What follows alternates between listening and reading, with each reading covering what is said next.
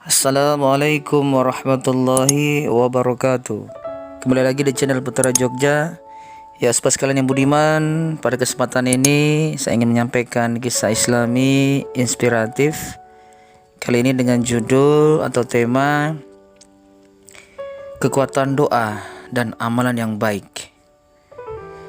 Dari Abu Abdurrahman, yaitu Abdullah bin Umar bin Al-Khattab radhiyallahu anhuma, katanya, aku mendengar Rasulullah Shallallahu Alaihi Wasallam bersabda, ada 3 orang dari orang-orang sebelum kalian berangkat bepergian. Suatu saat mereka terpaksa mampir bermalam di suatu goa. Kemudian mereka pun memasukinya. Tiba-tiba jatuhlah sebuah batu besar dari gunung, lalu menutup goa itu dan mereka di dalamnya. Mereka berkata bahwasannya tidak ada yang dapat menyelamatkan mereka dari batu tersebut kecuali jika mereka semua berdoa kepada Allah Subhanahu wa taala dengan menyebutkan amalan baik mereka. Salah seorang dari mereka berkata, "Ya Allah, aku mempunyai 2 orang, yaitu orang tua kami yang sepuh dan lanjut usia, dan aku tidak pernah memberi minum susu di malam hari kepada siapapun sebelum memberi minum kepada keduanya. Aku lebih mendahulukan mereka berdua daripada keluarga dan budakku. Kemudian pada suatu hari aku mencari kayu di tempat yang jauh. Ketika aku pulang ternyata mereka berdua telah terlelap tidur. Aku pun memerah susu dan aku dapati mereka sudah tertidur pulas. Aku pun enggan memberikan minuman tersebut kepada keluarga ataupun budakku. Seterusnya aku menunggu hingga mereka bangun dan ternyata mereka barulah bangun ketika subuh dan gelas minuman itu masih terus di tanganku. Selanjutnya setelah keduanya bangun lalu mereka meminum minuman tersebut.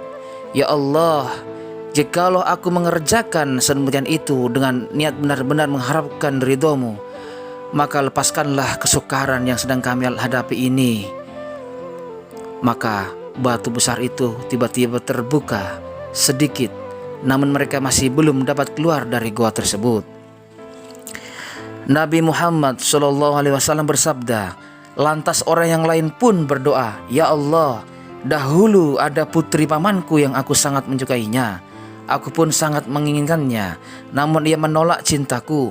Hingga berlalu beberapa tahun, ia mendatangiku karena sedang butuh uang. Aku pun memberinya 120 dinar. Namun pemberian itu dengan syarat ia mau tidur denganku. Ia pun mau. Sampai ketika aku ingin menyetubuhinya, keluarlah dari lisannya, tidak halal bagimu membuka cincin kecuali dengan cara yang benar. Maksudnya ialah menghalalkannya dengan cara menikah, bukan dengan berzina. Aku pun langsung tercengang, kaget dan pergi meninggalkannya, padahal dialah yang paling kucintai. Aku pun meninggalkan emas dinar yang telah kuberikan untuknya. Ya Allah, jikalau aku mengerjakan sedemikian itu dengan niat benar-benar mengharapkan ridho-Mu, maka lepaskanlah kesukaran yang sedang kami hadapi dari batu besar yang menutup kami ini." Batu besar itu tiba-tiba terbuka lagi, namun mereka masih belum dapat keluar dari goa itu. Nabi Shallallahu Alaihi Wasallam bersabda, lantas orang ketiga berdoa, "Ya Allah, aku dahulu pernah mempekerjakan beberapa pegawai, lantas aku memberikan gaji pada mereka. Namun ada satu yang tertinggal yang tidak aku beri, malah uangnya aku kembangkan hingga menjadi harta melimpah. Suatu saat ia pun mendatangiku, ia pun berkata padaku, 'Wahai hamba Allah, bagaimana dengan upahku yang dulu?' Aku pun berkata padanya bahwa setiap yang ia lihat itulah hasil upahnya dahulu yang telah dikembangkan, yaitu ada unta, sapi, kambing, dan budak. Ia pun berkata, 'Wahai hamba Allah, janganlah engkau bercanda.' Aku pun menjawab bahwa aku tidak sedang bercanda padanya. Aku lantas mengambil semua harta tersebut dan menyerahkannya tanpa tersisa sedikit pun. Ya Allah, jikalau aku mengerjakan sedemikian itu dengan niat benar-benar mengharapkan ridho-Mu, maka lepaskanlah kesukaran yang sedang kami hadapi dari batu besar yang ini yang menutupi kami." Lantas Goa yang tertutup sebelumnya pun terbuka, maka mereka keluarlah dan berjalan.